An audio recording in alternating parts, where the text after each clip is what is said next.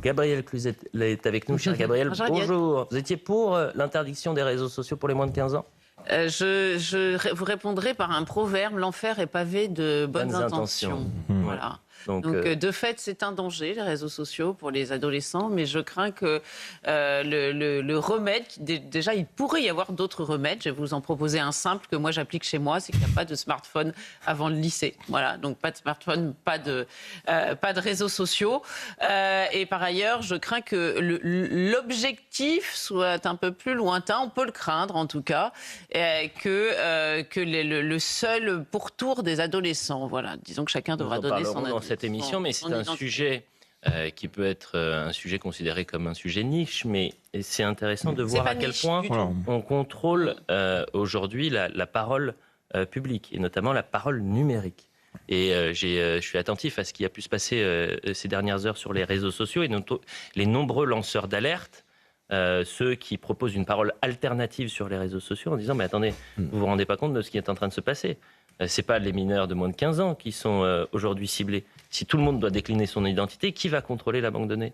C'est une banque de données qui sera contrôlée par la France, par une entreprise européenne, par une entreprise privée. Qui va faire ça? Donc c'est vrai que c'est un sujet là aussi important. Georges Fenech est avec nous, Alexandre Devecchio. On est avec Gilbert Collard. Merci d'être avec nous, Gilbert Collard. J'aurais pu dire colonel. Oui, vous pouvez, mon général. Juste avant le début de l'émission, vous m'avez dit que vous étiez légionnaire. Donc vous n'êtes pas seulement président d'Alternative France, vous n'êtes pas seulement avocat, vous êtes un ancien légionnaire. Mais on vous a fait une blague, hein? Ah, vous m'avez menti? Ah ben oui. Vous avez une tendance à mentir? Avec le colonel, on vous a fait une blague et elle a marché. Ah bah écoutez, je croyais... Et le colonel est vraiment de la Légion, lui. Oui, alors... Moi, je suis de la Légion des menteurs, comme tout avocat. Ah, comme tout avocat, bravo. Vous respectez la profession.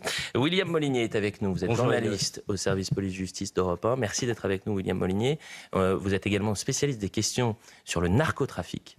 Vous avez d'ailleurs été, à ce titre, auditionné par la commission d'enquête sénatoriale. C'était en 2023. Oui. En 2023. Et c'était une commission d'enquête que nous avons longuement traité sur cette antenne d'Europe 1 et de CNews, parce que vous, évidemment, parlez sous serment, et vous aviez une parole qu'on n'avait pas entendue à l'époque, à tel point d'ailleurs qu'Éric Dupond-Moretti s'en était pris au procureur, et était allé taper sur les doigts des procureurs marseillais qui avaient dit « on est en train de perdre la guerre ». Résultat, 3 ans plus tard, on se retrouve avec un maire qui a été exfiltré par le RAID dans la nuit, parce qu'il y avait une menace directe le concernant sur fond de trafic de stupéfiants. Et cette menace-là, c'est une bascule dans notre société, et nous en parlerons bien sûr. Mais avant cela, je voulais juste commencer par une image qui n'a pas été beaucoup relayée par les médias. Vous savez, on a beaucoup parlé de la Coupe du Monde, bravo à l'Espagne, mais c'est pas tant la Coupe du Monde qui m'intéresse, c'est le héros de cette finale, il s'appelle Ferran Torres. Ferran Torres, regardez bien, Ferran Torres qui a célébré comme tous les Espagnols la victoire donc, de cette Coupe du Monde. Et si vous regardez bien, certes, il est torse nu, ce ne sont pas ses muscles qui m'intéressent, ce n'est pas le corps d'athlète, c'est la casquette qu'il porte. Il porte une casquette avec inscrit « Make Spain Great Again », qui reprend la formule, bien sûr, de Donald Trump, à tel point que la Maison-Blanche lui a répondu en disant « Everyone wants in on the movement ». Tout le monde veut être entré dans la danse, dans le mouvement. Et ce qui est drôle, c'est que ça fait au pays de Pedro Sanchez, le héros de la finale, qui porte une casquette avec marqué « Make Spain Great Again », ça fait tâche, Alexandre Devecchio. Ça dérange un petit peu. Oui, bon, c'est sympathique. D'ailleurs, est-ce qu'il y avait vraiment un message politique? Je sais pas. En France, il aurait eu des ennuis. Non, mais en France, il aurait eu des doubles ennuis parce qu'il avait une croix en plus. Ah, oui. Si on regarde bien... Là, c'était l'humiliation de trop. Ouais, de trop. Il a la croix et la bannière. En tout cas, c'est le héros de tout un peuple, et je pense qu'il sera pardonné aisément par les Espagnols, et peut-être que certains en ont marre de Pedro Sanchez et se reconnaîtront en plus dans cette casquette. Des comptes proches du parti politique Vox partagent massivement l'image en y voyant le signe d'un réveil patriotique. Aux États-Unis, des milieux trumpistes saluent l'effet MAGA qui dépasserait les frontières. La Maison-Blanche, vous l'avez vu, a tweeté. De plus, le joueur est initialement très apprécié et populaire, on est d'accord. C'est notre nouveau coup de cœur, pas vrai, a écrit une internaute sur les réseaux sociaux. Et puis, je vous dis, c'est pas la plastique, parce que vous voyez sur ce bus à Impérial, il y avait 1 million de personnes à Madrid qui ont célébré cette finale. pas vu de voitures brûlées, C'est le scènes génie de guerre. Le génie marketing de Trump, je ne sais pas si c'est un génie politique ou pas. Bon, il a réussi à se faire élire 2 fois, mais en termes de marketing, l'histoire de la casquette dont on s'est beaucoup moqué, il n'empêche que le slogan et la casquette, tout le monde le connaît dans le monde entier. Enfin, textuellement, de façon purement littérale, il rend l'Espagne plus grande. C'est-à-dire qu'il a rendu l'Espagne grande. Elle est sur le toit du monde. Elle est sur le toit du monde. Donc, quel mal y a-t-il à dire qu'on veut que son pays soit plus grand? C'est pour ça que c'était pas forcément une déclaration Trump. On peut difficilement imaginer qu'il ait ignoré le Non, mais il le savait. ce symbole. Alors c'est aussi quelqu'un qui est de fait fait état de sa foi. De sa foi, de façon très forte. Il dit qu'il avait remis ce match dans les mains de la Vierge Marie. Enfin, non, il n'y a qu'un mot, c'est Maître Collard. Oui, c'est ça, pas mal. Georges Fenech. C'est pas d'aujourd'hui que l'Espagne est sur le toit du monde en matière sportive. Regardez. Non, mais on parle de la casquette, là. Oui, mais great On again, parle pas des buts, on parle de la casquette. On redevient grand. Ils étaient déjà grands. Le cyclisme, le tennis, le football, ils sont extraordinaires. Le dopage. Non, pardon, je plaisante. Les Espagnols sont vraiment... Après, j'aime beaucoup le sport, mais on ne mesure pas la grandeur d'un pays que par le sport. Ni que par le football, parce que souvent, plus on est fort en football, plus le pays décline. Mais... Ce qui est intéressant, c'est que je n'ai pas vu cette image relayée massivement. Et pourtant, non, il ne faut pas, vous vous rendez compte, rendre sa grandeur à un pays, il ne faut pas, ça dérange, vous comprenez. D'abord, ça fait une référence subliminale à Donald, donc c'est insupportable, quoi. C'est insupportable qu'il y ait une connexion entre la casquette de ce grand joueur et ce que Trump a initié quand même. Bon. Mais ce qui est insupportable, c'est l'idée de grandeur pour un pays. Voilà. Ça, c'est fasciste, c'est réactionnaire. Pour un pays occidental. Un pays occidental, précision utile. Voilà. Moi, je trouve que, du reste, je vais me faire une casquette, moi... avec exactement le même slogan. Bon, je n'aurai pas la même notoriété que Torres. Vous allez l'écrire en français? Non, en latin. En latin. Ah bah écoutez, Pedro Sanchez a dû la traduire en latin. A dû avaler, je me permets de filer la métaphore de Maître Collat, a dû avaler sa casquette. On est heureux de retrouver Yannick Biancheri. Merci d'être avec nous. Yannick Biancheri, vous êtes superviseur national Alliance Police. Et là, on va sur un terrain qui est un terrain extrêmement grave pour la France, inédit. Je disais hier soir, quand la réalité dépasse la fiction, puisque dans la nuit de lundi à mardi, vous avez un maire d'une ville de 45 000 habitants qui a été exfiltré par le RAID, parce qu'il y avait visiblement une menace le concernant. Il avait déjà reçu une lettre la semaine précédente avec 2 balles de 9 mm et c'était sur fond de trafic de stupéfiants, puisqu'il y a la DZ Mafia qui s'implanterait dans sa ville, la ville d'Alès. Et là, il a été exfiltré par le RAID. Je voudrais qu'on voit le sujet de la rédaction et qu'on en parle juste après. C'est un soutien unanime à Christophe Rivent. Le maire d'Alès a dû être exfiltré de son domicile pour sa sécurité après des menaces réitérées par le groupe criminel de la DZ Mafia. Une pression, des intimidations qui provoquent une véritable onde de choc dans la classe politique, à commencer par Marine Le Pen. Ce que vit aujourd'hui le maire d'Alès, auquel j'apporte tout mon soutien, doit faire prendre conscience à chacun de l'extrême gravité de la situation. L'État doit réaffirmer son autorité et rétablir la loi et l'ordre sur l'ensemble du territoire. Un soutien qui dépasse les clivages politiques. À gauche aussi, Raphaël Glucksmann apporte son soutien au maire d'Alès. Soutien total. En le ciblant, les narcotrafiquants s'attaquent à toute la République. Même fermeté du côté de Bruno Retailleau, qui salue le courage exemplaire de l'élu et appelle lui aussi la France à faire bloc face à la menace des groupes mafieux. Et du côté du gouvernement, le message est tout aussi clair. On ne se laissera pas intimider, on continuera à mener cette action de manière résolue et déterminée. Et je peux vous dire que les effectifs qui sont présents sur la voie publique à Alès vont le rester pendant un certain temps, au même titre que les investigations judiciaires qui sont en cours, sous l'autorité du parquet et parfois du PNACO, vont évidemment se poursuivre. Laurent Nunez exige désormais que toute la lumière soit faite sur ces menaces et sur les éventuelles actions violentes qui pourraient être envisagées. Et on va écouter Amine Kessassi qui a pris la parole chez nos confrères d'RTL, si je ne m'abuse, ce matin. Vous savez que son frère a été abattu en pleine rue, en plein jour, du côté de Marseille. Et lui qui lutte dans les cités marseillaises contre le trafic de stupéfiants voit sa vie aujourd'hui basculer, menacée, à tel point qu'il est sous protection policière. Écoutez Amine Kessassi. J'ai aucun conseil à lui adresser. Il vit cette situation. Moi, je connais cette situation malheureusement trop bien. Et c'est pas un conseil que j'ai à lui adresser. La seule chose que j'ai à lui adresser, c'est mes vœux de lui dire qu'il n'est pas seul, qu'il n'est pas aujourd'hui dans une situation où, comme j'ai pu l'être en novembre dernier, comme j'ai pu l'être au mois d'août dernier lorsque j'ai été placé sous protection policière, seul. Et ce que je veux dire au maire d'Alès, c'est qu'il n'est pas seul et qu'à ses côtés, je suis là, que lorsque les conditions me le permettront, je viendrai à Alès à sa rencontre, je viendrai à Alès pour lui montrer mon soutien, pour lui dire que dans cette bataille, il n'est malheureusement pas seul. Et là, je me tourne vers Yannick Biancheri, superviseur national Alliance Police. On a beaucoup de témoignages de policiers depuis cette information qui disent « mais on n'est absolument pas surpris, ça fait des années qu'on alerte. On alerte sur cette gangrène, sur ce cancer qui est en train de se métastaser, sur cette France qui est en voie de mexicanisation, et on en voit aujourd'hui le résultat. Un maire a été exfiltré de son domicile par le RAID, parce que vous avez potentiellement des groupes mafieux, de trafiquants de drogue qui auraient pu s'en prendre à lui. Oui, bien sûr, mais vous savez, quand on met des mauvais ingrédients, il ne faut pas s'étonner que le plat, à la fin, il n'est pas bon. Ça fait des années que l'on dit qu'on n'a pas les bons ingrédients pour sauver la France, pour mettre la sécurité en France. On voit que le résultat, aujourd'hui, d'une mexicanisation. Alors c'est beau, on dit mexicanisation, ça devient un mot presque populaire en France, mais c'est quand même grave d'arriver à devoir exfiltrer un maire. Tout ça parce qu'il y a une non-politique qui a été non-politique sécuritaire qui n'a pas été mise en place depuis des années. C'est simple, on doit avoir besoin d'un courage, que le gouvernement prenne à bras le corps l'enjeu sécuritaire, donne des consignes, nous donne les moyens à la justice. Ça, c'est des années de laxisme, que ce soit à la fois judiciaire et gouvernemental, parce que le gouvernement aussi a sa part là-dedans.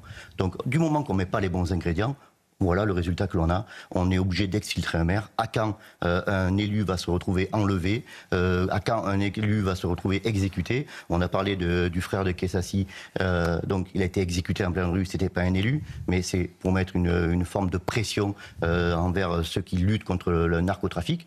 Voilà le résultat. Faut passer. Là, on a l'air de tomber des nues, de dire. C'est grave ce qui se passe. Ça fait des années qu'on le dénonce. Donc du moment que le gouvernement ne prendra pas à bras le corps et ne donnera pas les bonnes consignes et ne prendra pas l'enjeu sécuritaire à bras le corps, voilà le résultat. Après, des mesures sont mises en place. C'est-à-dire que la priorité, par exemple, du garde des Sceaux aujourd'hui, Gérald Darmanin, et à l'époque, lorsqu'il était ministre de l'Intérieur, c'était de lutter contre le narcoterrorisme. Les mots étaient employés. Comment ? Il a quel pouvoir, le garde des Sceaux ? Par exemple, c'est de mettre en place le fameux PNACO, qui est le parquet national contre la criminalité organisée. Pourquoi vous dites c'est du cinéma ? Mais pas évidemment. Dès qu'on dit le mot parquet, tu as une érection. Bon, c'est du cinéma. Parce qu'on crée des organismes chaque fois qu'il y a un problème. Moi, j'ai connu une époque où il n'y avait pas le parquet national de ceci, pas le parquet national de cela, et on a lutté à Marseille contre le trafic de stupéfiants. C'est l'époque du juge Michel. Bon. Et on a eu à ce moment-là, avec Aimé Blanc, qui était à la tête de la brigade des stupéfiants, et qui avait des méthodes Aimé Blanc. Il avait les méthodes Aimé Blanc. Et du reste, ça veut dire quoi, des méthodes Aimé Blanc ? Il s'en cachait pas. Il a donné une interview, il a expliqué. Il a dit, moi, quand je lutte contre des tueurs, je suis impitoyable. Bon, alors bien évidemment, maintenant, si un policier fait un pas de côté pour éradiquer toute une filière de criminels, ce pas de côté, on va se jeter dessus pour l'appréhender, le traduire en justice. Non, c'est... Quand les Italiens ont voulu lutter contre la mafia, ils ont pris des lois d'exception. Oui. Bon, quand ils ont voulu lutter contre les brigades rouges, ils ont pris des lois d'exception. Quand la République a voulu lutter contre les anarchistes à la fin du 19e siècle, elle a pris les fameuses lois scélérates de la gauche qui avait dit ça. Bon, et on est arrivé à éradiquer tout cela. Parce qu'il y a un moment donné où il faut avoir le courage de déplaire à ceux qui veulent faire la morale en permanence. Je parle ici d'une certaine gauche, quelquefois puante, notamment quand elle ne veut pas la perpétuité pour les violeurs d'enfants. Bon, si on n'a pas le courage de dire on accepte de prendre des décisions qui, pour un temps, vont peut-être... Ce qu'on a fait pour le terrorisme. Mais oui, mais Parce que quand vous dites le gouvernement ne fait pas suffisamment, Yannick Biancheri, sur le terrorisme, par exemple, les services arrivent à déjouer... Ils sont très bons. Ils sont très bons. Donc ils arrivent à déjouer un attentat tous les mois et demi. On arrive à interpeller ceux qui veulent commettre le pire sur notre sol. Si vous prenez les mêmes méthodes du terrorisme sur le narcoterrorisme, peut-être qu'on y arrivera. Georges Fenech. Quand pour l'époque, Lucien Aimé Blanc, c'était une belle époque à Marseille. J'ai bien connu. Mais pour autant, on ne peut pas balayer, comme vous venez de le faire, la création du parquet national anti-criminalité organisée, qui est le pendant de la Junalco qui existe déjà au niveau du siège. Mais non, vous ne pouvez pas balayer tout ce qui a été fait, notamment avec l'OFAST. On peut pas dire, je pense qu'on voit les résultats. Non, l'OFAST, c'est vraiment un organisme qui marche et qui prend de plus en plus d'importance. Je vous l'accorde. Donc ne dites pas, voilà, tout ça c'est du cinéma. Mais ça sert à quoi, il y a des gens qui travaillent sur le terrain. Non, mais Par contre, ce que je voulais dire, et je termine par là, si vous permettez, c'est qu'on a pris beaucoup de retard. Oui, c'est ça. Et que d'ailleurs, Sylvain Maillard, le député ce matin, qui était notre invité, a reconnu qu'au départ, avec Macron, c'était l'économie. On a négligé la sécurité. Aussi, voilà, on a beaucoup trop attendu. Ce que dit Gilbert Collard, c'est que si aujourd'hui vous avez un policier qui sort un tout petit peu du rang pour éradiquer une filière de narcobanditisme, médias et politiques s'attaqueront aux policiers plutôt que de dire il a fait tout ce qu'il pouvait pour mettre un terme à cette folie du narco. Voilà ce qui va se passer. Et qu'aujourd'hui, quand vous voulez prendre des mesures d'exception, la loi narcoterrorisme de juin dernier, elle a été balayée partiellement par la Cour de cassation au nom de l'état de droit. Conseil constitutionnel. Par le Conseil constitutionnel, pardonnez-moi. J'avais questionné Aimé Blanc à l'époque, c'était pas... Gilbert Collard. Aimé Blanc, c'est il y a 20 ans, 25 ans, c'est ça, 30 ans peut-être. Bon, c'était un flic extraordinaire, Aimé Blanc. Bon, déjà, on parlait des cités. Déjà, il y avait le trafic de drogue, déjà, il y a 30 ans, qui était installé dans les cités. Et je lui avais dit, et je vous jure que c'est vrai, je crois qu'il a du reste répété dans une interview, je lui avais dit, qu'est-ce que tu ferais, toi Il me dit, moi, mais j'aurais demandé à Mémé Guérini de s'en occuper. Oui, mais enfin... Ça veut dire préciser... Mémé Guérini, c'était le chef des mafieux, quoi, mais organisé, quoi, je veux dire, comment pourrais-je dire, respectueux d'une certaine règle. Un flic ne peut pas dire ça. Non, mais il me l'a dit. Ça veut dire quoi? Mais il faut traduire, c'est métaphorique. C'est métaphorique. Ça veut dire qu'à un moment donné... Vous voulez faire la guerre, c'est ça? Vous voulez faire la guerre au narcotrafic. Non, mais tu comprends, on peut aussi ouvrir un salon de vente de chrysanthèmes dans les cités. Non. William Molinier. On n'y arrivera pas tant qu'on n'aura pas des méthodes radicales. Attendez, William Molinier, ce qui est intéressant, William, c'est que vous avez été justement auditionné. On entendra d'ailleurs le procureur général de Marseille à l'époque, Nicolas Bessonne, qui avait le malheur de dire on est en train de perdre la guerre et qui s'était fait taper sur les doigts par Éric Dupond-Moretti. On était au tout début de la prise de conscience à ce moment-là. 2023. Vous imaginez tout début de la prise de conscience. 2023. Qui est déjà très... Ouais. Il avait parlé du William Molinier. Simplement, juste sur l'approche de cette lutte contre le narcotrafic. Aujourd'hui, l'État, le politique, les décideurs abordent cette lutte du point de vue... Pour eux, c'est un sujet de police judiciaire. Or... Le narcotrafic, aujourd'hui, est devenu un sujet de sécurité intérieure, de sécurité nationale. Cette affaire du maire d'Alès nous le montre bien. On a un renseignement à l'origine qui vient de la DGSI, la Direction Générale de la Sécurité Intérieure. Le RAID intervient, l'élite de la police nationale. Et donc... on reste sur ce prisme de sujet de police judiciaire. On ne traitera pas le sujet du narcotrafic juste avec des enquêteurs. Ça ne suffira pas. Vous avez aujourd'hui 240 000 personnes qui vivent directement ou indirectement du trafic de stupéfiants. Parmi ces 240 000 personnes, vous avez à peu près 5 000 personnes qui sont sur, on va dire, le haut du spectre, qui sont ceux qui touchent la drogue, qui la manipulent, les logisticiens, les vendeurs, les grossistes, les semi-grossistes. Et vous avez... environ 15 000 personnes qui sont sur le bas et le moyen du spectre, qui sont en fait les choufs, les dealers de cité, les Uber-Shit. Donc, et au total, donc vous enlevez ces 15-20 000 personnes aux 240 000 et il vous reste 220 000 personnes qui vivent indirectement du trafic de stupéfiants. Ces 220 000 personnes, ce sont les blanchisseurs, ceux qui trouvent des moyens de compensation pour blanchir l'argent des stupéfiants. Ce sont les familles des dealers. C'est tout un écosystème, en fait. Et vous avez donc 240 000 personnes. Vous ne pouvez pas vous attaquer à 240 000 personnes uniquement sur le volet judiciaire. Voilà, donc dès lors que l'on parle du PNACO, effectivement, le PNACO, c'est très bien, ça donne un rehaussement de la lutte contre le narcotrafic, mais ce ne sera pas suffisant. Parce qu'on est face à une entreprise du CAC 40 avec des milliards. Bien sûr, 7 milliards de chiffre d'affaires. Et 240 000 personnes, c'est la ville de Lille. Pour les auditeurs d'Europe 1, imaginez, c'est donc la population lilloise qui... c'est une grande ville de France. Avec une nuance supplémentaire inquiétante, c'est qu'on a l'extraterritorialité. Parce que très souvent, ces délinquants ont la double nationalité. Et ils ont des bases arrières.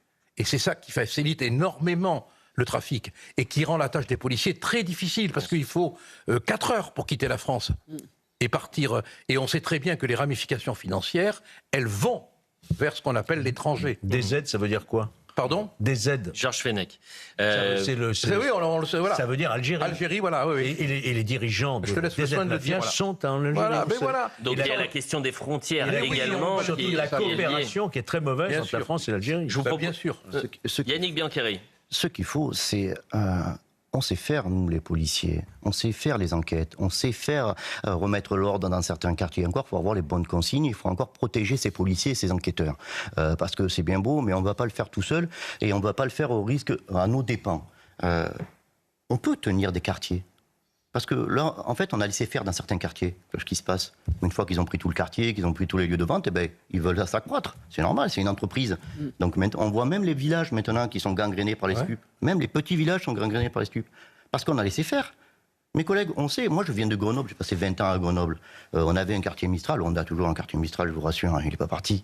On a pu le tenir pendant une semaine ou deux, on avait des consignes parce qu'il y avait des trafics d'armes et tout. Mais au bout d'une semaine ou deux, ça commence à brasser, ça commence à bouger, on commence à avoir quelques émeutes. Qu'est-ce qu'on nous dit ?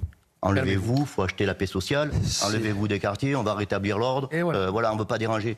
C'est tout, c'est toute une question de consignes. On n'a pas les bonnes consignes. Alexandre Devecchio. C'est le vrai problème, c'est-à-dire que en réalité, les mafias, c'est autre chose que le trafic de voyous classiques, c'est-à-dire que c'est une guerre de territoire.